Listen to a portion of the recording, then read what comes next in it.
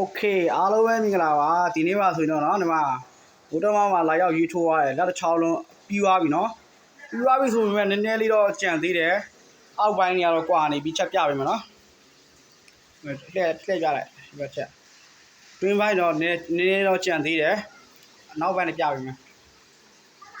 ဒီနားလေးကြက်တယ်သူလည်းမခံနိုင်တော့ဘူးနော်ဒီမှာချက်ချင်းအခြေရမရတော့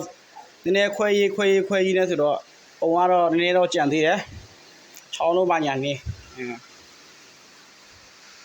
ညီလေးအဆင်ပြေလားညီလေးအဆင်ပြေဘယ်စီးသားလိုက်ရစီးသားလိုက်ကြိုက်နောက်တစ်ခေါက်မှကြောပြီးထုံမယ်ညမမထုံโอเคဟုတ်ပြီโอเคနောက်တစ်ခေါက်ကြောပြီးထုတော့ကြိုက်ရင်တော့လိုအပ်ချက်လေးပြန်လိုက်မယ်အောက်ကစီးသားလေးနည်းနည်းကွာနေပြီအချက်ပြပြီစီးကွာတဲ့နေရာလေးနည်း